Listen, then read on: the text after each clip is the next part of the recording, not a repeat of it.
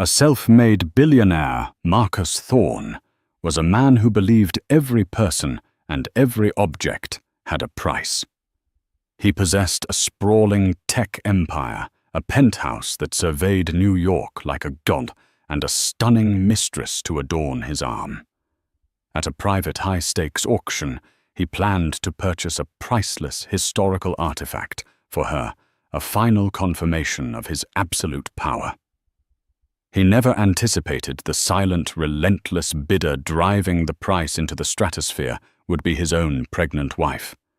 And he never guessed that she was using his own money to publicly dismantle the life he thought he controlled. The air in Peter Brown's penthouse apartment overlooking Central Park always smelled of money. Not the crisp, vulgar scent of new bills, but something far more refined, a custom blended fragrance of sandalwood old leather, and a faint, almost imperceptible hint of ozone from the constantly running air purifiers. It was the scent of untouchable, hermetically sealed wealth. And at 42, Peter had more of it than he'd ever dreamed of. His company Nexus Dynamics had revolutionized data logistics, making him a titan of the tech world before his 35th birthday. He had the chiseled jawline of a man who could afford the best personal trainers, and the sharp, predatory eyes of someone who hadn't just climbed the ladder of success, but built the ladder himself, kicking off anyone who got in his way. His greatest acquisition, he often told himself, was his wife, Amelia. She wasn't from his world of cutthroat deals and hostile takeovers. Amelia was an architect, a woman who saw beauty in structure and foundation concepts. Peter applied to balance sheets, not to life. They had met at a charity gala 7 years ago. He was captivated by her serene intelligence, a calm port in the storm of his ambition. She, in turn, was charmed by the raw, untamed energy beneath his polished Savile Row suit. She grounded him. She was, for the first few years, his everything. Now Amelia was 7 months pregnant with their first child, a son. A legacy. Peter should have been ecstatic. And he was, in a way. He'd commissioned the most sought-after nursery designer in New York, flown in hand-carved furniture from Italy, and purchased a portfolio of stocks in the baby's name that would make him a millionaire before he could even walk. He was providing. That was his job. But lately, the quiet serenity of his home felt less like a port and more like a cage. Amelia, understandably, was consumed by the pregnancy. Conversations shifted from geopolitical market trends to organic cotton onesies. Her scent, once a delicate Chanel No. 5, was now the faint, milky aroma of prenatal vitamins and cocoa butter. She was nesting, creating a home. Peter, a man who thrived on conquest and acquisition, was starting to feel like a piece of furniture in that home, expensive, valued but ultimately static. And then Isabella Rossi had walked into his life. Isabella was an art consultant, 28 years old, with eyes the color of aged whiskey and a laugh that sounded like champagne bubbles. She was everything Amelia wasn't, spontaneous, fiery, and unabashedly impressed by his wealth. Where Amelia saw the man, Isabella saw the monument. She didn't want to ground him. She wanted to help him soar higher, to stand beside him on the pedestal and bask in the reflected glory. Their affair started, as most do, with a slow burn of stolen glances and business lunches that stretched into late afternoons. It was a cliché, and a part of Peter, the pragmatic CEO, hated himself for it. But another part, the man who'd clawed his way up from nothing, craved the validation she offered. She made him feel like the conqueror again, not just the provider. The auction was Isabella's idea. It's not just any auction, Peter, she'd purred, tracing the crystal rim of her wine glass at a private table at Per Se. Her red dress was a slash of defiance against the restaurant's muted tones. It's the Sterling Brown Gallery's annual Legacy Collection, invitation only. They're auctioning off the estate of Balthazar Kane, the reclusive shipping magnate. Peter knew the name. Kane was old money, a Rockefeller-level dynasty. His collection was the stuff of legends. The centerpiece. Isabella leaned in her voice, dropping to a conspiratorial whisper, is the Chronos of Augustus. It's a one-of-a-kind Patek Philippe grand complication from 1928, commissioned by a Romanov exile. It's never been seen in public. They say it can track celestial movements with perfect accuracy for the next 500 years. It's not a watch, darling. It's a piece of history. It's a statement. Peter felt the familiar thrill the hunter's instinct. He could see it on his wrist, a testament to his power, an object of immense value that only a handful of people in the world could even dream of owning. And, he asked, though he already knew the answer. And, she smiled, a slow, predatory curving of her lips. It would look perfect on you. Imagine the whispers. Peter Brown, the man who owns time itself. It was a masterful manipulation, playing directly to his ego. It was also the perfect opportunity. Amelia was scheduled to visit her mother in Boston that weekend. A final trip before the baby made travel impossible. I have to go to Chicago, he'd told Amelia that Tuesday, casually over a breakfast of gluten-free toast and avocado he couldn't stand. A last-minute emergency board meeting with the Nexus Midwest branch. Amelia looked up from her copy of What to Expect When You're Expecting. Her gaze was steady, her blue eyes clear and searching. For a moment, Peter felt a pang of guilt so sharp it was like a physical blow. He was looking at the mother of his son, a woman whose only crime was loving him and lying to her face. "Oh, that's sudden," she said, her voice even. "Is everything all right?" "Just a hostile takeover bid on one of our subsidiaries. I need to be there to handle it personally, crush it before it even begins." He used the language of power, the dialect he knew best. It always worked. "Of course," she said, folding a corner of the page. "Just be safe, Peter. Don't let them run you ragged. We need you." "We." The word hung in the air between them. He kissed her forehead, the skin soft and warm. "I'll be back Sunday evening," he promised. "I'll call you every night." The guilt gnawed at him, but the thrill of the hunt, the intoxicating promise of Isabella and the Chronos of Augustus, quickly burned it away.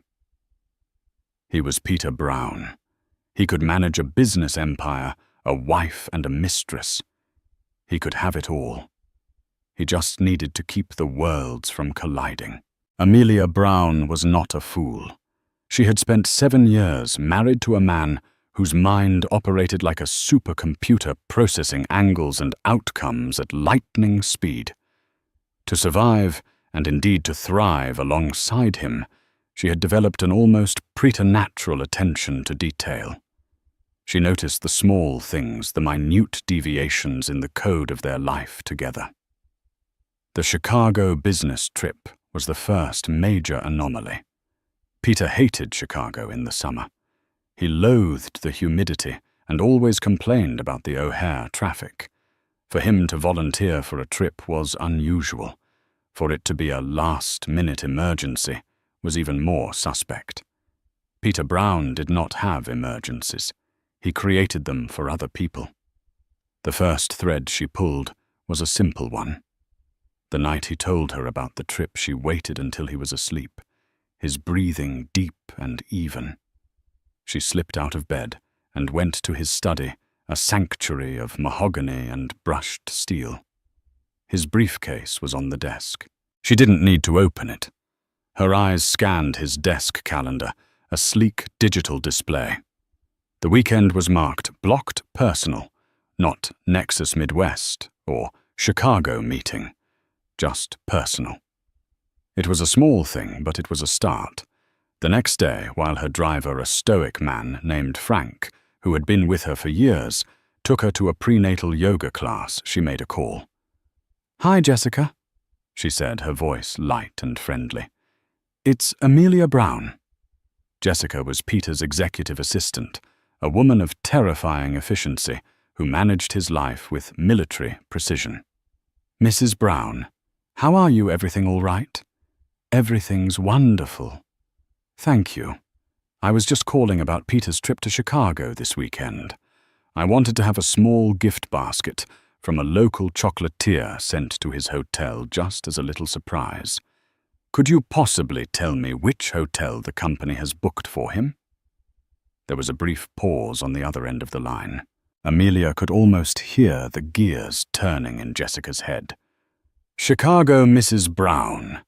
Jessica asked, a note of carefully manufactured confusion in her voice. "I'm afraid there must be a misunderstanding.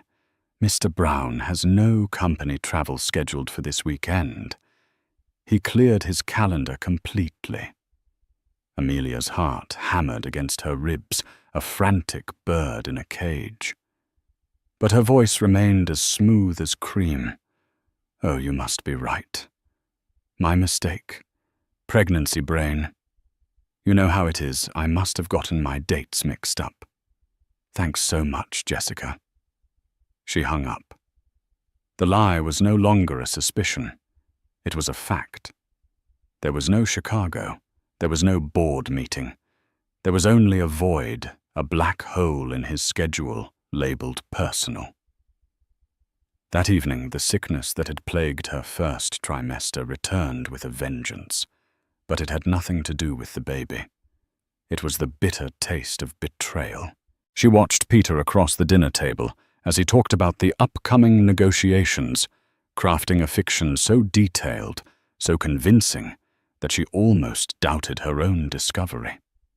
He looked into her eyes, his own filled with a perfect simulation of sincerity, and she realized with a chilling certainty he was very, very good at this.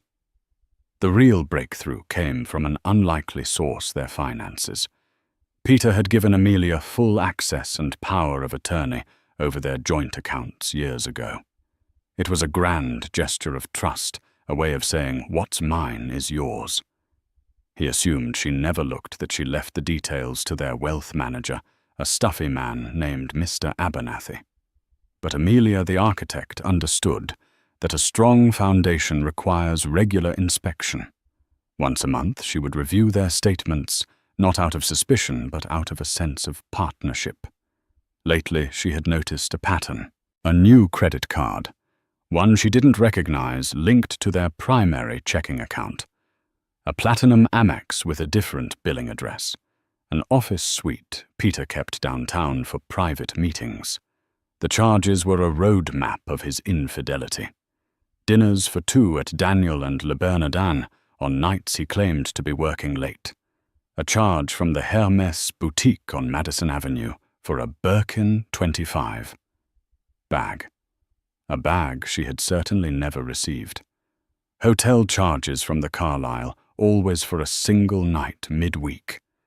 The pain was immense, a physical weight that made it hard to breathe.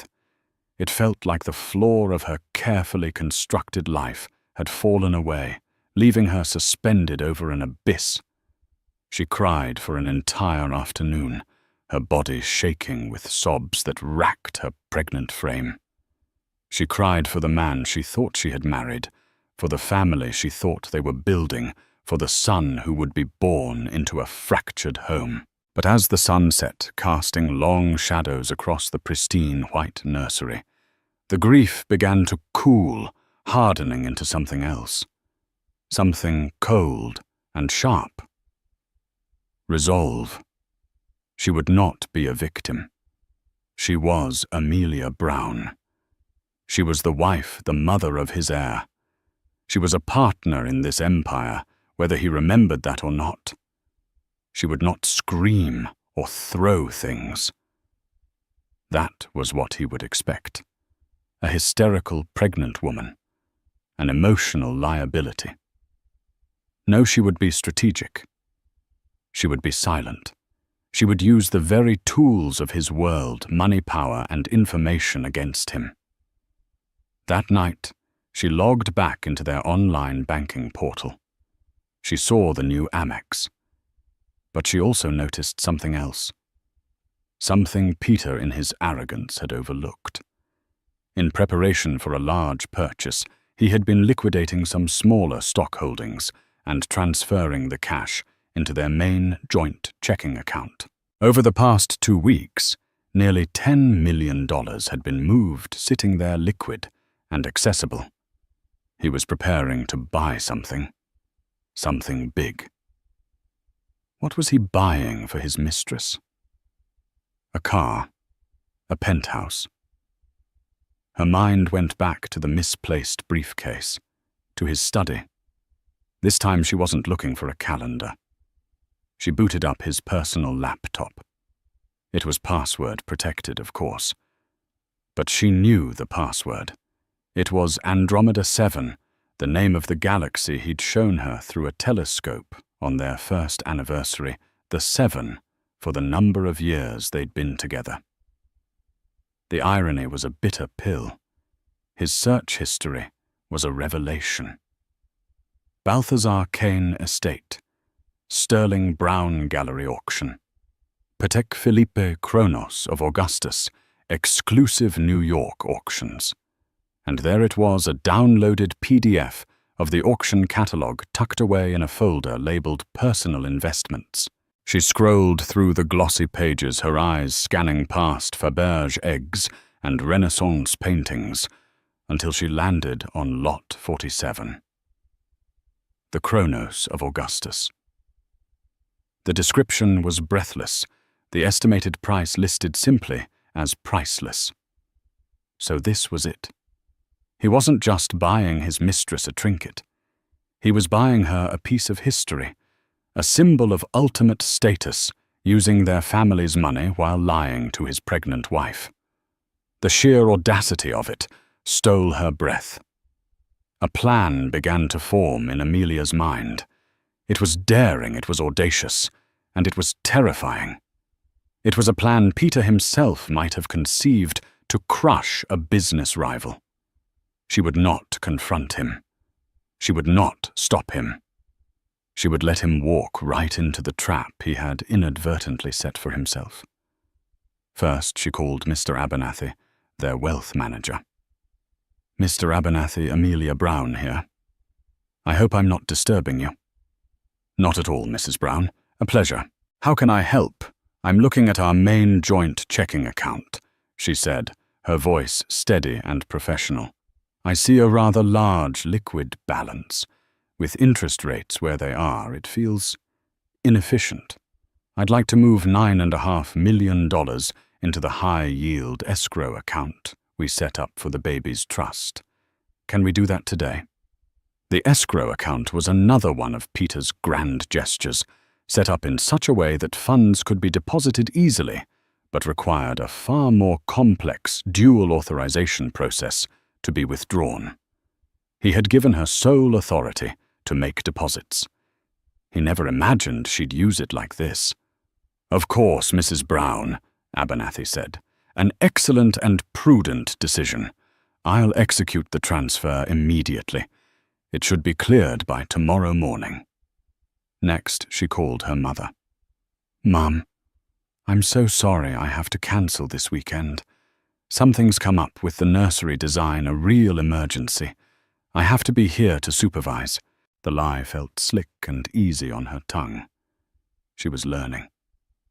Finally, she made one last call. Sterling Brown Gallery, how may I direct your call? I'd like to speak to someone about registering to bid at the Legacy Collection auction this Saturday. Amelia said, her voice dropping into a cool, authoritative tone she had learned from her husband. Certainly. May I have your name? The name is Brown. Mrs. Amelia Brown. A moment of silence.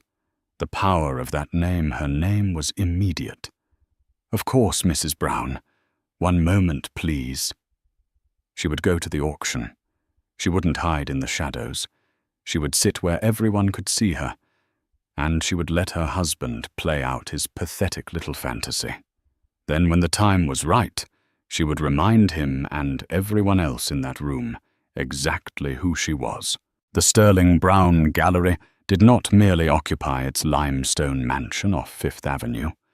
It inhabited it, a symbiotic fusion of architecture and art that radiated an almost religious reverence for wealth. The air itself felt curated heavy with the scent of aged wood beeswax polish and the faint floral perfume of the city's most powerful women. As Peter Brown and Isabella Rossi ascended the grand marble staircase, they moved through a canyon of masterpieces. A brooding Rothko canvas hung on one wall, its deep reds seeming to absorb the low golden light. Further on, a Giacometti sculpture, skeletal and stark, cast a long, lonely shadow on the polished floor. The hushed murmur of the guests was a symphony of influence, a blend of English, French, and Russian, where names of corporations were dropped as casually as names of friends. Peter, clad in a Tom Ford tuxedo so perfectly tailored, it felt like a second skin, navigated the room with practiced ease. He was in his element, a predator in a jungle of his own making. On his arm, Isabella was a blaze of emerald silk. Her dress, a daring creation, by a designer so exclusive he only worked by referral, was designed to command attention. She was not just an accessory. She was a statement of Peter's virility and taste, a living trophy that declared he could have whatever and whomever he wanted. "Look at them," she whispered, her voice a low thrum of excitement against his ear, her eyes scanning the crowd with an appraiser's keenness. "That's Dmitry Volkov, the Russian oligarch. They say he bought a private island last month, just to dock his new yacht. And there, talking to the senator, is Cecilia Dupont. Her family practically owns half of Delaware. This is it, Peter. This is the real center of the universe." He smiled, a confident, proprietary smirk. "They're just people, Isabella. People who put their trousers on one leg at a time." It was a lie, of course. They were Titans' gods on a mortal plane, and he had fought tooth and nail to become one of them. Showing her this world, seeing her awed by it, was a potent aphrodisiac. It reaffirmed his own power. They took their seats in the third row. A waiter, moving with ghostly silence, appeared at his elbow to offer champagne. Peter took a flute of Dom Perignon for himself and one for Isabella, who accepted it with a triumphant smile. He was given his bidding paddle, a heavy lacquered black placard with the number 88 embossed in brilliant gold. 8, a number of wealth and prosperity in Asian cultures doubled for maximum effect. He felt a primal surge of confidence. Tonight, he was invincible. He settled back, surveying the room. It was then that he felt it, a subtle shift in the atmosphere, a prickling on his skin. The primitive instinct of being watched. He scanned the front rows, the Sidzul, the faces he knew and the ones he didn't. Nothing. He dismissed it as a flicker of nerves, the adrenaline of the impending hunt for the Chronos.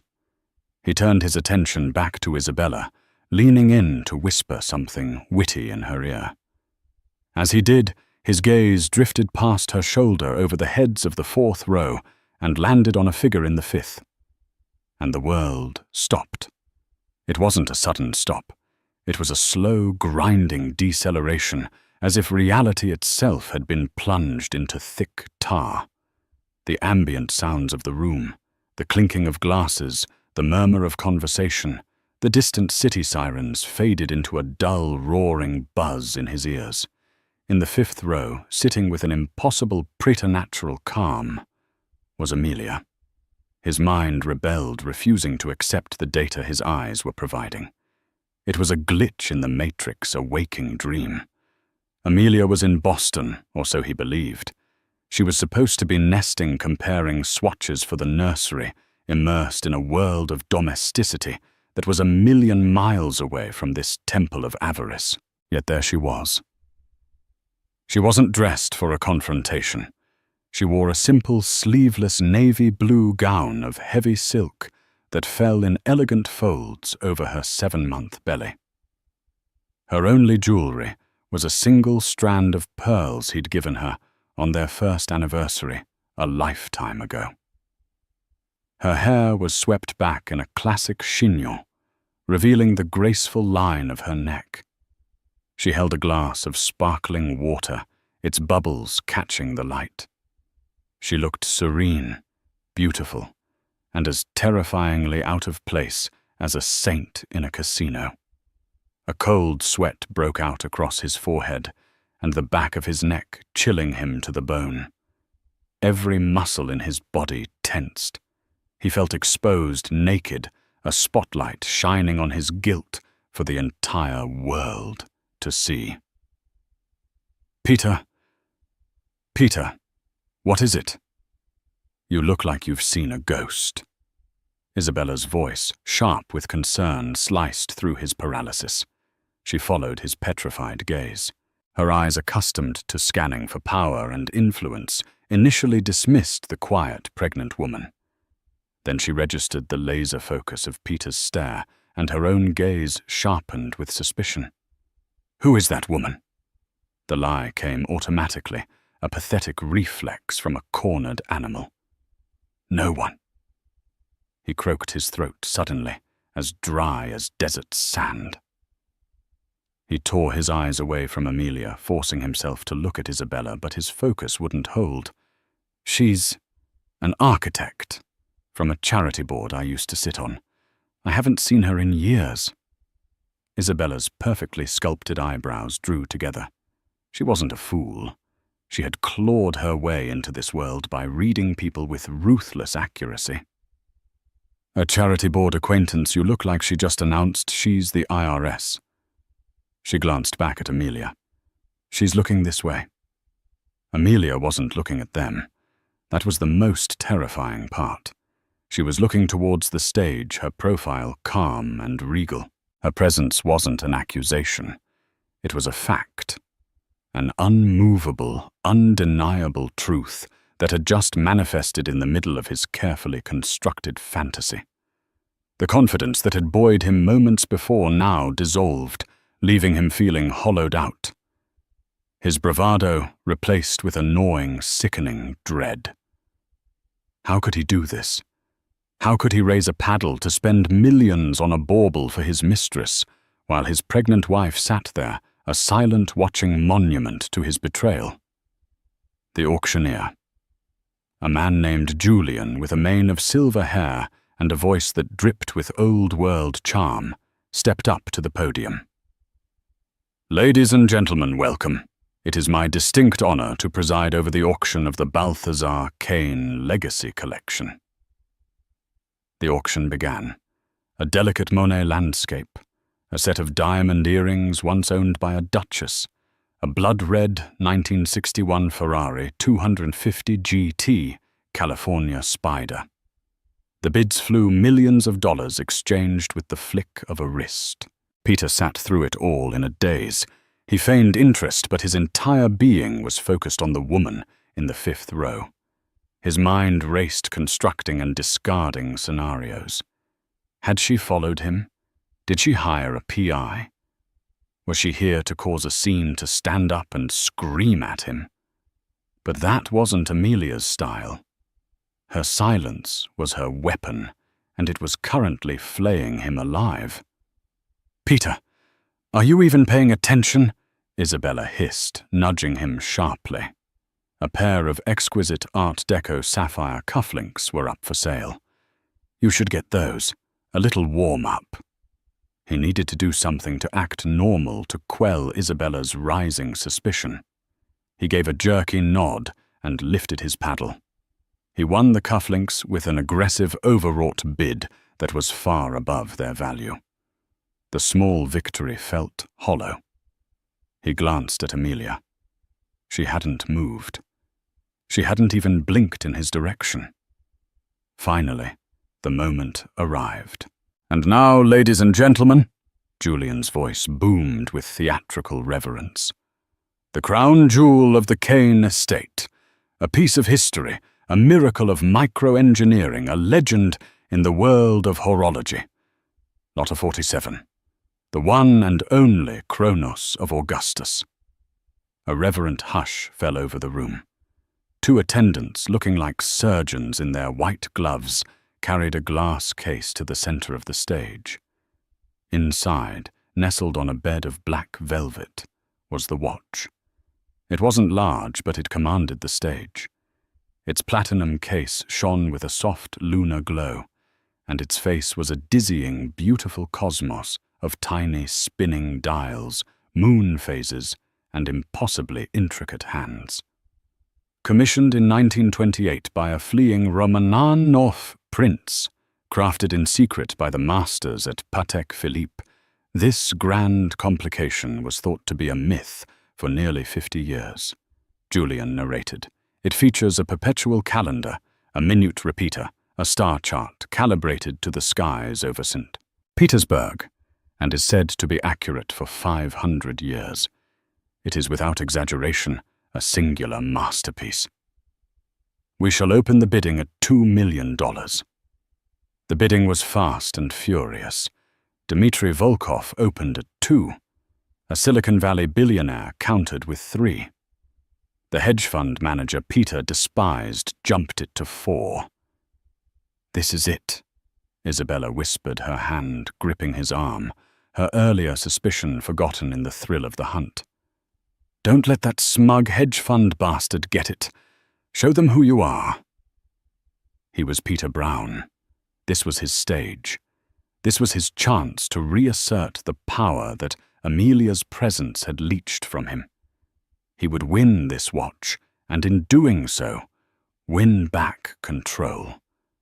He lifted his golden paddle high. $5 million, he declared, his voice ringing with forced confidence. The room fell silent. The jump was audacious, designed to intimidate. It worked.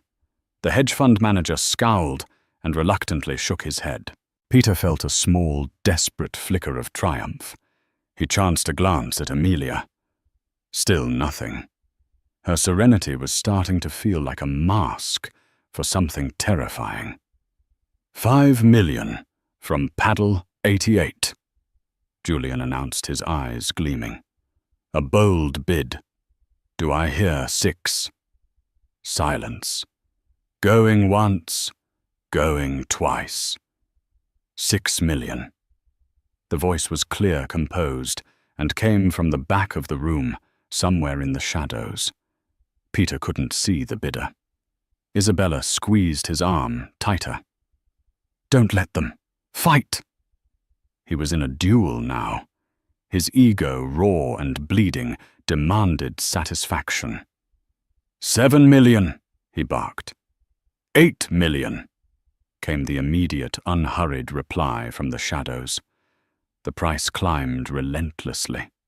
9 million. 10 million. Peter was bidding on pure blind instinct. The room had become a blur. The only things that existed were his paddle, Isabella's encouraging whispers, and that disembodied voice from the darkness. He was vaguely aware of the astronomical sums he was throwing, vaguely aware that he was pushing the very limit of the liquid cash he had so carefully prepared. This wasn't about a watch anymore. It was about domination. $10.5 million from Paddle 88, Julian said, his voice laced with the thrill of the fight. Do I have 11? 11 million, the voice from the back returned without a flicker of hesitation. This is insane, Isabella breathed, her eyes wide, with a mixture of lust and awe. Finish it, Peter. One last knockout punch. Show him. He took a shaky breath. 12 million. That would be the final word, a number so large it would be an exclamation point on his power. He gathered his resolve, ready to raise paddle 88 one last time and claim his prize. But another paddle went up first. It rose not from the shadows in the back, but from the stillness of the fifth row. It was a simple white paddle with the number 117 printed in stark black. It was held in the steady, unwavering hand of his wife. The auctioneer, Julian, stopped mid-sentence. His jaw literally dropped for a fraction of a second before his professional training kicked in. He stared, utterly bewildered. I have a new bidder," he stammered, his polished composure finally cracking. "Paddle 117, in the fifth row." The entire room turned as one. The collective gasp was audible. Who was this woman? This pregnant, serene woman who had just entered a bidding war at a level that would bankrupt small countries. Isabella stared, her face a comical mask of disbelief and dawning fury. "What is going on?" she demanded in a frantic hiss. "Who the hell is that? What is she doing?" Peter couldn't answer. He couldn't move. He felt as though the floor had vanished from beneath him, leaving him plummeting into an icy abyss. The air was gone from his lungs. In that moment, as Amelia turned her head slowly to meet his gaze, he saw it all. There was no anger in her eyes, no madness, no hysteria. There was only the cold, clear, devastating light of absolute knowledge. She knew. It wasn't a guess or a suspicion. She knew everything. And this was her response. The world came back into focus with painful clarity. Julian the auctioneer, now looking directly at Amelia, asked, "The bid is 11 million, Madame, your bid."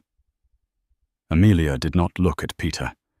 She looked at the stage, her voice as calm and clear as a bell ringing in a winter's dawn. $12 million.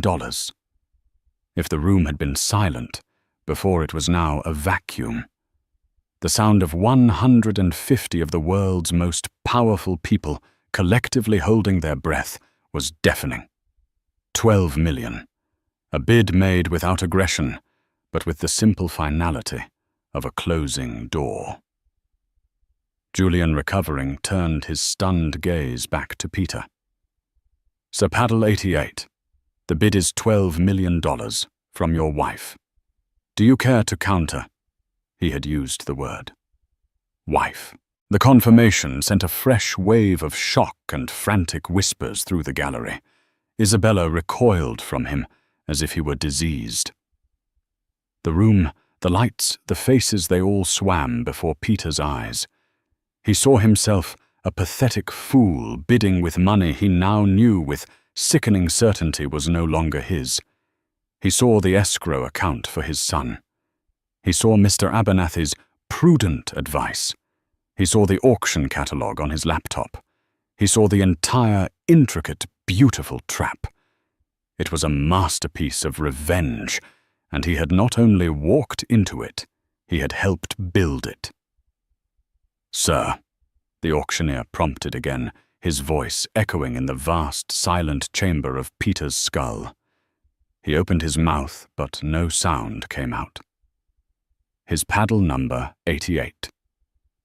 The symbol of his power and luck felt like it was cast from lead. He could not lift it. He could only sit there, pinned to his seat by the weight of his own stupidity, frozen in the spotlight of his public undoing. Julian looked from Peter's pale, frozen face to Amelia's calm, waiting expression. He needed no more confirmation. He lifted his gavel. "Going once." Peter saw Isabella's face contort from disbelief into pure, white-hot fury. "Going twice." He saw the pity and scorn on the faces of his rivals. "Sold." Julian's voice boomed the crack of his gavel like a gunshot. "For $12 million to paddle number 117. Congratulations, Mrs. Brown." The ride back from the gallery was not silent, in the way that peace is silent. It was a suffocating, pressurized silence, the kind found in the deep ocean just before a submersible's hull implodes. Peter drove the McLaren on instinct alone, his mind a chaotic replay of the last 30 minutes. He saw the slow, graceful lift of Amelia's arm. He heard her voice clear and steady, delivering the $12 million death blow. He felt the weight of 200 pairs of eyes turning to him, the collective gaze of his peers, his rivals, his world, as they witnessed his public emasculation. The engine's aggressive roar, usually a symphony of power to his ears, now sounded like a mocking laugh. Beside him, Isabella Rossi was a statue carved from rage. Her posture was ramrod straight, her hands clenched into white-knuckled fists in the lap of her emerald silk gown. The diamond necklace he'd bought her seemed to choke her a glittering collar of humiliation. She stared out the window, her jaw so tight, Peter thought he might hear her teeth crack. Finally, as they sped along the FDR Drive, the glittering lights of Manhattan smearing into wet, indifferent streaks on the windshield, she spoke. Her voice was terrifyingly low, stripped of its usual purr, and honed to a razor's edge. So that was her. It wasn't a question. It was an indictment. Peter flinched, his hands tightening on the leather-wrapped steering wheel. "Isabella," he began, his voice raspy. "Listen to me." "No, you listen," she hissed, turning to face him. Her whiskey-colored eyes, which had once looked at him with fawning adoration, were now blazing with pure, unadulterated contempt. "Someone you know from a charity board. A casual acquaintance. You stood there and lied to my face while your pregnant wife was sitting 20 feet away, preparing to gut you like a fish. I didn't know she would be there. How could I possibly have known?" he pleaded, the excuse sounding feeble and pathetic even to himself. "Oh, I don't care what you knew," she shot back, her volume rising. "I care what you did, or rather what you didn't do. You just sat there. You froze. You let her walk all over you, all over us. Do you have any comprehension of the scene you just created? By tomorrow morning, every blog, every society page, every group chat from the Hamptons to Palm Beach will have the story. Peter Brown, the tech titan, brought his little tramp to a high society auction, only to have his pregnant wife show up and financially castrate him with his own money. That's the headline, Peter. And who do you think is the tramp in that story?" Every word was a perfectly aimed dart puncturing the fragile remnants of his ego. He had thought of Isabella as a prize, a beautiful accessory to his power. Now she was just another voice in the chorus of his failure, her fury born not of a broken heart, but of a foiled social climbing expedition. "I will fix this." He gritted out the words, tasting like ash. "I'll release a statement. My PR team." She let out a laugh, so sharp and mirthless it made him shudder. "Your PR team. You think you can spin this? You can't. This wasn't a business deal gone wrong. This baul was Shakespearean. You were brought down by the one person you thought you had under your thumb, the quiet little wife at home. God, you probably told me she was boring, didn't you? That she didn't understand your world. Well, she seems to understand your bank account better than you do." He had told her those things. In moments of arrogance fueled by wine and her flattery, he had painted Amelia as a domestic, simple creature, incapable of navigating the complexities of his world. The memory now burned with shame. He pulled the car to a screeching halt in front of her Soho apartment building. The rain had subsided to a miserable drizzle. He couldn't bring himself to look at her, I'll call you tomorrow." He mumbled a desperate, reflexive gesture. "We'll figure this out." Isabella turned her face a mask of cold finality. She reached up and, with a vicious tug, unclasped the diamond necklace. She held it in her palm for a moment, before dropping it into the center console with a clatter that sounded deafeningly loud. "Don't bother," she said, her voice chillingly calm now that the decision was made. "I was looking for a partner, a king. What I saw tonight was a court jester whose allowance had just been cut off by his mother. You're not powerful, Peter. You're just a man who had a temporary line of credit from his wife. That line has been closed. Permanently." She got out of the car, slamming the door with a resounding thud that echoed his own hollow heart. He didn't watch her go. He just stared at the glittering necklace, a $12,000 reminder of how cheap his grand gestures now seemed. The affair, his thrilling escape from the gilded cage, was over.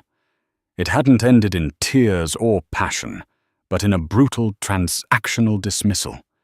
He had been weighed, measured, and found wanting. The drive to his own penthouse was a journey through a foreign country he once called home. The familiar landmarks of his success. The soaring Nexus Dynamics Tower, the banks whose executives fawned over him, the luxury storefronts where his name commanded immediate respect, all seemed to mock him. He was a fraud, a king ruling a phantom kingdom. He had believed his power was innate, a product of his own genius and will. He was only now beginning to understand that much of it was propped up by the silent, steady foundation Amelia had provided. A foundation he had been actively trying to shatter. The private elevator opened directly into the penthouse foyer. The silence that greeted him was absolute. The custom sandalwood fragrance was gone, replaced by the sterile, neutral scent of cleaning products. It smelled like a hotel, impersonal, transient. Amelia was in the grand living room, seated in a high-backed armchair. She wasn't reading or watching television. She was simply sitting, a cup of what looked like chamomile tea held in her hands. Her posture, the picture of regal composure. Her gaze was fixed on the wall above the fireplace. Peter followed her eyes and felt a fresh wave of nausea. The massive commissioned painting, a turbulent, stormy seascape by the artist Gerhard Richter that he had bought her for their 5th anniversary, was gone. All that remained was a stark white wall and the hook it had hung on. He found his voice a dry rasp. "The painting. Where is it?" "In storage," she said, not looking at him. Her voice was devoid of emotion. "I couldn't stand to look at it anymore. You always said it represented your ambition, the chaos you tamed. I see now it was just a storm, and I no longer wish to live inside one." He collapsed onto the vast white sofa opposite her, the plush cushions offering no comfort. He felt like a man on trial awaiting his sentence.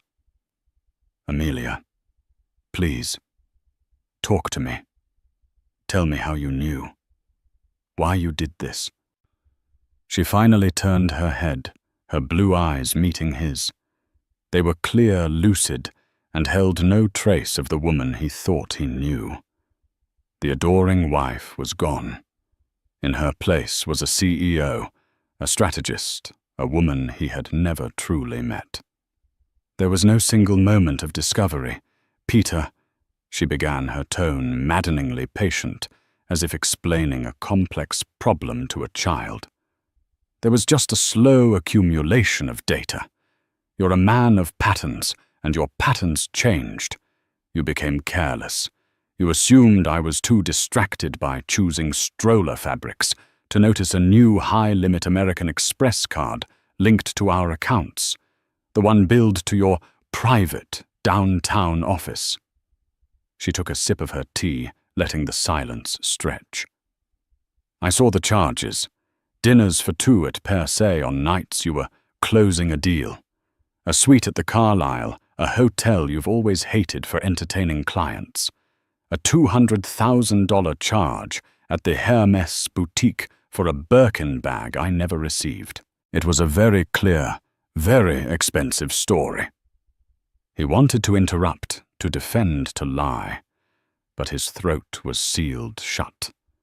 He was mesmerized by her cold, methodical dissection of his deceit. But it wasn't until I saw the large cash transfers that I understood the endgame, she continued. You were liquidating assets, Peter. Our assets. Moving nearly $10 million into the joint checking account. That's not your style. You hate letting cash sit idle. You were preparing for a large, immediate purchase, so I looked at your laptop. The password was still Andromeda 7. Pathetic, isn't it? The name of the galaxy where you told me our love was written in the stars. The casual cruelty of that detail twisted in his gut.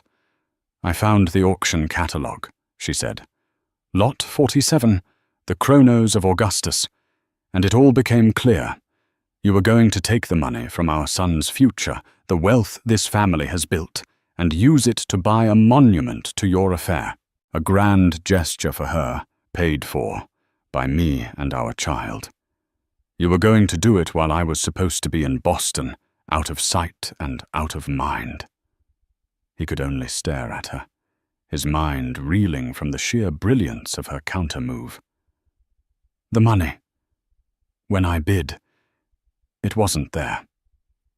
No, it wasn't, she confirmed with a slight, almost imperceptible nod. I called Mr. Abernathy on Wednesday. I told him I was concerned about such a large sum sitting in a low-yield account. I instructed him to move $9.5 million of it into the baby's escrow trust, a perfectly logical, prudent financial decision. You gave me that power, Peter. You signed the papers yourself. You thought it was a gesture of trust. You never imagined it could be used as a weapon. The full, horrifying scope of his defeat washed over him. She hadn't just outsmarted him. She had used his own tools, his own arrogance, his own gestures as the instruments of his humiliation. To do that in public, Amelia, he whispered, his voice cracking with the agony of his shredded pride. In front of everyone. It was a public execution. She placed her teacup down on its saucer with a delicate click. An execution, she mused, her voice still unnervingly calm. No, Peter. It was a hostile takeover bid. You and your associate were attempting to acquire a valuable asset using funds improperly leveraged from the parent company. I, as the majority shareholder and acting CEO of this family, simply blocked the acquisition and reallocated the funds. It was just business. You of all people should understand that. She stood, then a slow, deliberate movement. She was the embodiment of power, and it had nothing to do with money. It was the power of absolute moral certainty. My lawyer will be in touch with yours on Monday morning to begin divorce proceedings. She stated the words, landing like blows. Your clothes and personal effects have been packed by the staff. They are in the guest suite. I would like you to be gone from this apartment within the hour. The locks will be changed by noon tomorrow. Divorce. The word was an obscenity. No, Amelia, you can't. I'll do anything. I'll end it with Isabella. It's already over. Think about our son, he pleaded, finally, finding his voice a desperate, pathetic whine. She walked towards him, stopping just a few feet away. For the first time, he saw a flicker of the old Amelia, a deep, profound sadness in her eyes. But it was alloyed with an unbreakable core of steel. I am thinking of our son Peter, she said, her voice softening slightly, which only made her words more devastating. I am thinking of him every single minute. And I have decided that he will not be raised in a home where deceit is the currency and respect is an afterthought. He will not be raised by a father who believes his mother is a fool. He will be raised by a woman who took back her power. What example you choose to set from a distance, well, that will be up to you. With that, she turned and walked out of the living room, her footsteps echoing on the marble floor before being swallowed by the vast, cavernous silence of the home he had built but never truly inhabited. Peter Brown remained on the sofa, a king in a kingdom of one, surrounded by the opulent trappings of a life that was no longer his.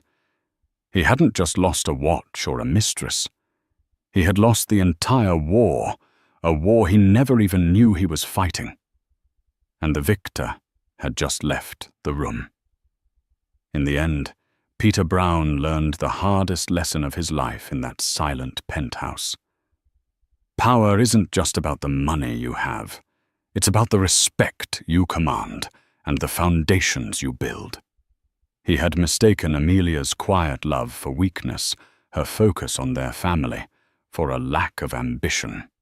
He saw her as an asset, and she reminded him she was a partner, and a formidable one at that. The story of Peter and Amelia isn't just about a cheating husband getting his comeuppance. It's a powerful reminder that true strength often lies not in the loudest voice in the room, but in the quietest, most observant mind. It's a testament to the fact that you should never ever underestimate the person who knows your secrets. What did you think of Amelia's incredible power move? Let us know in the comments below. If you enjoyed this story of drama and poetic justice, please hit that like button, share it with someone who loves a good story, and don't forget to subscribe for more real-life dramas.